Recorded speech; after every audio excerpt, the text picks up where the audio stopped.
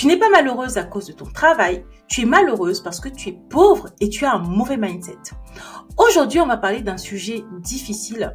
On va parler d'un sujet à nouveau qui est pique, mais je pense que c'est nécessaire de se poser les bonnes questions, d'avoir le bon diagnostic pour pouvoir mettre en place les bonnes actions.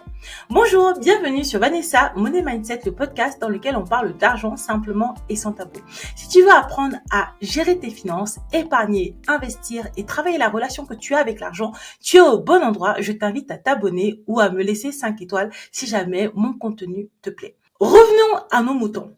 En fait, je vais te donner le contexte. J'ai échangé avec 3, si ce n'est 4 personnes qui m'ont dit à peu près la même chose. Premier appel, c'était une amie à moi que j'avais pas eu depuis longtemps et elle était en larmes. Elle pleurait. Elle veut se reconvertir. Elle travaille dans un cabinet, un fonds d'investissement. Et en fait, elle est très très malheureuse. Elle trouve qu'on la rabaisse, qu'on lui parle mal et elle trouve qu'elle manque de légitimité. Donc résultat, elle a décidé d'arrêter de vivre toutes ces humiliations, de reprendre ses études en cours du soir pour pouvoir se reconvertir. Et elle m'appelait en pleurant parce que déjà, travailler tous les jours dans une entreprise où on te rabaisse, on t'humilie, c'est difficile. En plus, elle n'avait pas le courage ni le moral pour pouvoir aller au cours du soir. Du coup, elle a raté ses partiels. En plus de ça, son petit ami est à la maison. Il ne travaille pas et du coup, toute la pression financière repose sur ses épaules et ils ont un enfant. Donc, tu comprends qu'elle va au travail, la boule au ventre et elle a vraiment pas le choix. Elle est en souffrance, si ce n'est en détresse. Ensuite, quelques temps après, j'ai eu au téléphone une autre amie à moi qui se sent pas bien non plus dans son travail, beaucoup d'agressivité, beaucoup de violence et a décidé de se reconvertir. Et ce matin, en coaching, j'ai une de mes clientes. Mes clientes en coaching budget sont sortantes. Elles ont toutes de l'argent. Elles ont toutes beaucoup d'épargne. Et cette cliente, en fait, elle a eu de très, très beaux résultats pendant un moment. Et en fait, là, ça commence à décliner. Elle a même raté une séance avant. Et en fait, elle nous a expliqué que du coup, elle est pas très bien. Son travail la rend très malheureuse. Quand elle va là-bas, il y a une grosse ambiance négative. Il y a des têtes qui tombent. Elle y va avec la boule au ventre. Résultat, elle a du mal à gérer son budget. Elle a du mal à tenir son budget. Elle a envie d'aller au restaurant. Elle a envie de manger sucré. Elle a même pris du poids. Et donc, du coup, là, elle a très, très hâte de faire son coaching reconversion pour pouvoir changer d'emploi, changer d'entreprise, avoir un meilleur salaire, de meilleurs revenus. Et du coup, là, je me suis dit, il faut que je fasse un épisode parce que toutes ces personnes se trompent de problème, en fait. En tout cas, moi, je te donne mon avis, mon expérience, ce par quoi je suis passée. Je suis ni économiste, ni psychiatre, ni psychologue et je te partage juste ma vision selon ma fenêtre et selon mon expérience et ce que je sais du monde professionnel en France. Premièrement, il faut savoir que j'ai une expérience professionnelle d'à peu près 15 ans. J'ai commencé donc dans la banque, j'étais banquière en agence et ça se passait mal. Ça veut pas dire que ça se passait mal avec mes collègues. J'étais une collaboratrice assez sérieuse. J'arrivais à l'heure, je travaillais, mais déjà les clients ils étaient quand même souvent agressifs. On détestait les banquiers. Je vivais le racisme, je vivais des humiliations. Il y avait une forte pression commerciale et après en termes même de qualité de vie, de qualité de travail, c'est pas forcément agréable ce métier. C'était pas si agréable que ça. Je travaillais le samedi. Bref, quand moi j'étais libre le lundi, j'avais aucun ami qui était dispo pour aller se balader avec moi. Sinon c'était le dimanche.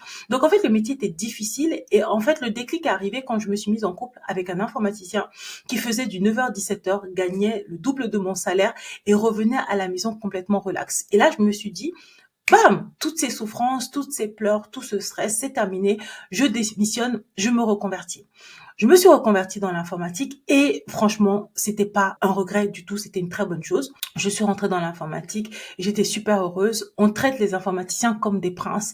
C'est un marché de l'emploi où il n'y a pas assez de collaborateurs. Il y a plus de besoins et plus de missions que de main-d'œuvre qualifiée. Donc, même quand tu es débutant, et moi j'avais déjà une compétence en finance qui était déjà recherchée, eh bien, on te traite bien. Donc, très vite, quand je suis arrivée, j'étais traitée comme une reine et quand je me souvenais de ce que j'avais quitté, j'étais dans une gratitude extraordinaire. J'ai vraiment adoré mes années d'expérience en tant qu'informaticienne. Par contre, la réalité est que quand j'arrivais, les collègues étaient malheureux, stressés, en colère, frustrée, j'étais choquée. Et limite, quand il se passait quelque chose, on nous apportait les croissants, il y avait des expositions pour pouvoir acheter du fromage, du vin, chose qui n'existait pas du tout en banque. Moi, j'étais super contente et tu sais, ils étaient blasés. Qu'est-ce qui te fait plaisir? Pourquoi? Quoi? On va t'acheter avec des croissants? Ah, vraiment. Et en fait, eux, tout était bon pour pouvoir rester dans cette espèce d'état mental négatif, de toujours se plaindre, de pas être content. Après, après une mission qui m'avait pas spécialement plu, c'était une mission où vraiment il y avait beaucoup de stress et ma cliente était une cliente que j'aimais bien, mais c'est quand même une mission difficile. Je me suis dit bon, cette fois-ci, je vais passer à mon compte, je vais créer ma boîte, je vais augmenter mes tarifs, je serai bien mieux payée, je serai plus autonome et en fait, je pourrai choisir mes missions et comme ça sera plus facile pour moi de travailler avec des gens encore plus agréables. C'est exactement ce que j'ai fait. Je suis passée à mon compte, j'en ai profité pour doubler mon salaire et j'ai commencé à sélectionner mes missions. Et je me suis rendu compte que les missions dans lesquelles j'arrivais, j'étais heureuse parce qu'en plus à l'époque, j'avais déjà commencé à faire un gros travail de mindset, de money mindset, d'affirmation positive. Donc vraiment, j'étais bien dans ma tête. Et en plus, comme je faisais attention à avoir un entourage quand même restreint, tout n'était pas parfait, mais tous les matins, voilà, j'avais du positif, je regardais sur le positif, j'essayais de parler de choses positives, et je me rendais compte que tout autour de moi, quand j'allais chez mon client, ben, les gens étaient tristes, en colère, ça critique dans tous les sens, et en fait, force est de constater que tu peux changer autant de missions que tu veux. Le problème, c'est pas forcément toi, la personne qui est malheureuse et qui est pas au bon endroit au niveau de la mission. Moi, après, je me suis dit, bon, j'arrête de changer de mission. Je vais essayer d'être heureuse là, ici et maintenant. Et c'est là où j'ai compris que la plupart des personnes avec qui j'ai interagi, elles pensent que le vrai problème vient de l'extérieur.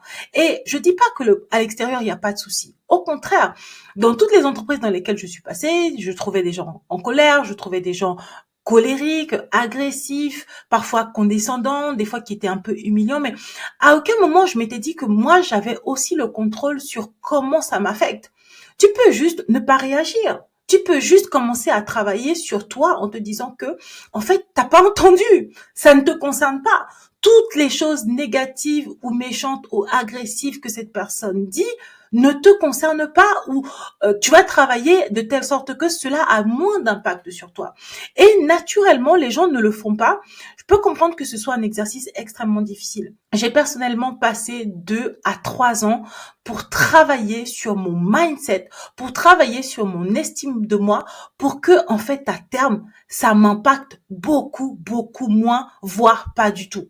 Et d'ailleurs, j'ai d'autres amis qui sont naturellement comme ça. C'est-à-dire que naturellement, elles sont bien dans leur peau, elles sont bien avec elles-mêmes, elles ont la foi en quelque chose de puissant qui les rend heureuses. C'est pas forcément la religion d'ailleurs, c'est avoir la foi en quelque chose, être optimiste. Et en fait, je me suis rendu compte que ces filles-là, dont moi je faisais partie après, ben on expérimente une réalité qui est que en fait, les gens sentent que tu vas bien.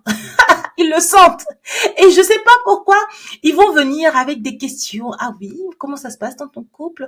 Ah, vous avez acheté ça? Ah, t'as fait ci? Ah, t'as fait ça? Tu sais, plein de petites questions comme ça, un petit peu tordues, un petit peu toxiques, pour essayer de t'injecter cette espèce de venin négatif parce que ils ont senti que tu vas bien. D'accord? Ils ont senti que toi, tu vas bien et que t'es pas comme les autres. Et du coup, ils vont essayer d'injecter quelque chose de négatif en toi pour te ramener dans leur situation de mal-être. Et je remarque donc à terme, pour conclure sur cette histoire de reconversion égale bonheur, que tu peux changer de métier. Tu vas pas être heureuse pour autant. Tu peux augmenter ton salaire. Tu ne seras pas épanouie pour autant. Tu ne seras pas riche pour autant. Pas du tout. C'est pour ça que, en fait, toutes ces personnes-là, moi, je leur disais, j'ai pas de problème à ce que tu te reconvertisses. Fais-le. Mais en fait, tout le monde est en train de se dire que c'est ça la solution. Et en fait, quand après ils se reconvertissent, ils se rendent compte que c'était pas ça la solution. La vraie solution, elle est ailleurs. La vraie solution, c'est en effet chercher une activité avec laquelle tu vas être aligné, tu vas être heureuse, tu vas être en paix. Et moi, typiquement, j'avais trouvé cet alignement dans l'informatique et dans la création de contenu. Parce que dans l'informatique, j'apprenais toutes les informations un petit peu techniques, je restais à la page, aux nouveautés, j'étais tout le temps formée, donc du coup, je restais dans cette espèce d'écosystème innovant qui avance et vraiment, j'étais très nourrie comme ça. Donc, je n'ai pas du tout fait un mauvais choix en me reconvertissant.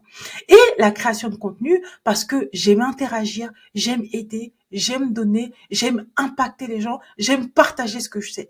À partir du moment où j'ai associé les deux, eh bien, et que j'ai commencé à travailler mon mindset, je n'étais plus jamais malheureuse. Bien sûr qu'il y avait des choses qui étaient difficiles, bien sûr qu'il y avait des jours où c'était pas toujours facile et surtout que j'étais extrêmement mal entourée. Ça aussi, c'est un élément à prendre en compte, mais on regardera ça dans le point 3. Ça donne pour résultat que quand tu fais l'activité qui te plaît, tu es aligné, tu as trouvé une forme de mission, tu as la foi en quelque chose, eh bien, tu es beaucoup plus aligné et tu es moins impacté par les effets négatifs ou la toxicité extérieure. Et en fait, cette espèce d'alignement-là, t'es pas toujours obligé de le trouver en changeant de métier. Typiquement, moi, dans l'informatique, si c'était juste l'informatique, je me serais dit non, mais en fait, il faut que je change de métier. Eh bien, non, j'ai trouvé une forme d'alignement en faisant à la fois l'informatique et la création de contenu. Il s'avère qu'à la fin, j'ai fini par changer de métier parce que maintenant, j'ai créé une école de formation et je coach des femmes. Mais la transition et le bien-être n'est pas lié à forcément changer de métier. La transition et le bien-être a été durant tout le parcours de chercher l'alignement, faire des choses qui me plaisent, impacter des gens et en fait, j'étais déjà heureuse quand j'étais informaticienne. J'étais encore plus heureuse quand on ne me forçait pas à aller au bureau pour pouvoir être à côté de tous les collègues qui étaient malheureux. Là, moi, j'étais très, très heureuse quand je faisais mes spécifications fonctionnelles depuis chez moi, en télétravail, et qu'après, j'enchaînais sur mes activités de contenu. Donc, en fait, tout ce storytelling, c'est juste pour te dire que si tu crois juste qu'en changeant de travail, tu vas être heureuse, tu te trompes. Fais-le vite même, mais prépare-toi à la grande désillusion parce que dans ton nouveau travail, tu vas retrouver des collègues en colère, toxiques, agressifs, qui peuvent te rabaisser, t'humilier. Bref, tout ce que tu fuyais chez Paul, tu peux le retrouver chez Pierre. Et si tu n'as pas travaillé sur ton mindset, sur comment être heureuse pendant tout le process, eh bien, tu vas avoir une forme de désillusion. La deuxième analyse que je voulais te partager, c'était que quand tu décides de te reconvertir, comme ma deuxième amie qui voulait se reconvertir. On parle d'une fille qui gagne plus de 200 000 euros à l'année, d'accord? Elle part en vacances tous les ans dans des endroits merveilleux. Elle a une magnifique voiture, un sublime appartement, un train de vie extraordinaire, ok? Tu quittes 200 000 euros, pourquoi en fait? Tu crois que quel autre travail dans lequel tu vas débarquer en tant que junior, on va te payer 200K direct, comme ça? Non. Donc ça veut dire que si tu veux te reconvertir une fois de plus dans une activité que tu ne connais pas, mon problème il est pas là. C'est de se dire, est-ce que tu as fait tes calculs? Est-ce que tu sais si financièrement tu vas tenir? Connais-tu ton budget avec précision? Connais-tu ton taux d'épargne? Est-ce que tu sais tes charges fixes? Est-ce que tu es capable d'avoir les mêmes charges variables? Si tu n'es pas capable d'avoir les mêmes charges variables, quelles sont les nouvelles charges variables que tu peux te permettre? Et si tu trouves pas de travail les 3 premiers mois, parce qu'on est quand même accessoirement en pleine crise économique, est-ce que tu as de quoi financièrement pour tenir? Je lui ai posé ces quelques questions simples, sachant que bien évidemment, moi, quand je travaille avec mes clients, on va beaucoup plus loin dans ce genre d'analyse. Il n'y avait aucune réponse positive. Elle connaît pas son budget, elle connaît pas ses charges fixes, ni ses charges variables, connaît pas son taux d'épargne, elle n'a pas d'épargne de précaution pour pouvoir tenir pendant 6 mois et elle a un enfant. Conclusion, elle est obligée de faire un travail dans lequel elle est malheureuse et elle ne voit pas le bout du tunnel. En fait, le problème, il est à voir à l'envers. Ce qu'il faut, c'est de se dire que tu vas d'abord travailler sur ton budget. Tu dois maîtriser ton budget. Je vous dis que le budget est sous-coté. Tous les jours, les gens, ouais, non, mais les fichiers Excel, les calculs, non, mais c'est sous-coté, en fait. Le jour où tu maîtrises, tu contrôles tes dépenses, tu arrives à trouver le bonheur en dehors des dépenses.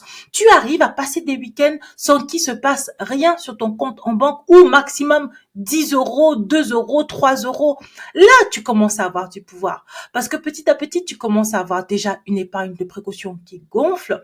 Tu connais ton taux d'épargne. Tu sais ce que tu es capable d'investir. Tu sais combien tu es capable d'épargner. En fait, tu commences à avoir une visibilité sur le long terme. À partir du moment où tu as entre 6 mois, 7, 8, voire 9 mois d'épargne de précaution, ou au moins un capital suffisamment important qui peut amortir les chutes le temps que tu puisses te retourner, changer de travail, te reconvertir ou même te poser des questions existentielles sur ta vie, ben le ressenti il est pas le même. Parce que t'as pas la pression financière. T'es pas obligé d'avoir de l'argent tout de suite, tout de suite, tout de suite. Donc c'est vraiment de se dire que moi j'ai pas de problème à ce que tu changes de métier, mais il faut se poser les bonnes questions et il faut être financièrement solide. Est-ce que moi personnellement j'ai attendu d'être 100% financièrement solide? Oui et non. C'est-à-dire que j'avais de la trésorerie, j'avais de l'épargne de précaution, j'avais des investissements et je me suis lancée. Et j'ai commencé à proposer mes coachings, à facturer, à vendre avant même d'avoir encaissé les tout derniers salaires de mes anciennes missions. C'était une manière pour moi de me protéger, de me sécuriser et c'est exactement ce que je conseille à mes clients et à mes amis de faire.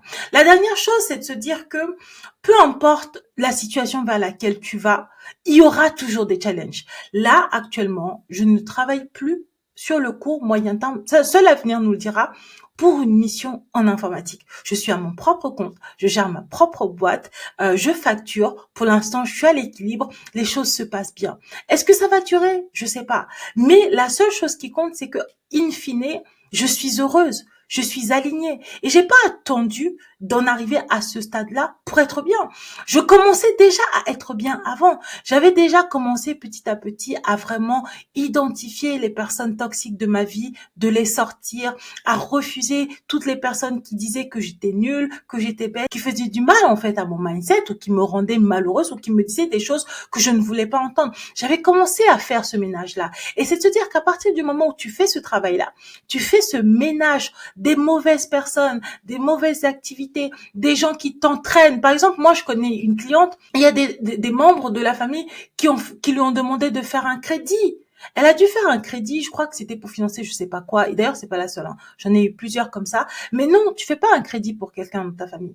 En fait, tu fais un crédit pour personne, à part pour toi-même. Et d'ailleurs, même si c'est pour toi-même, tu fais un crédit que pour un investissement immobilier. Si c'est vraiment pour de la consommation pure, non. Si tu fais un crédit pour de la consommation pure pour d'autres personnes, peu importe leur statut, c'est pas des bonnes personnes pour toi. Et en fait, pour être tout à fait transparente, toutes les personnes que j'ai vues là, qui m'expliquaient qu'elles n'allaient pas bien et que le problème, il était professionnel, je me suis rendu compte que oui, le problème est professionnel, mais pas que.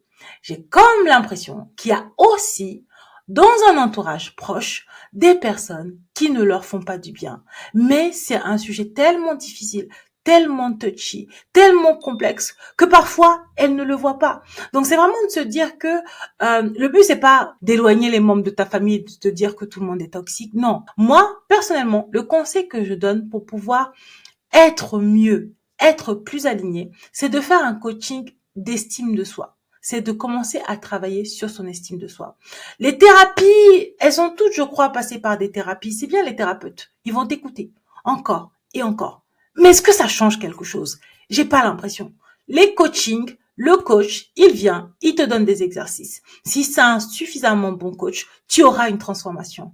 Et même si tu n'as pas une transformation, ça voudra dire que tu n'auras pas fait des exercices. Ça voudra dire que tu as une forme de résistance. Ça voudra dire que tu es potentiellement réfractaire. Et même cette information-là, elle est déjà précieuse pour pouvoir te faire avancer.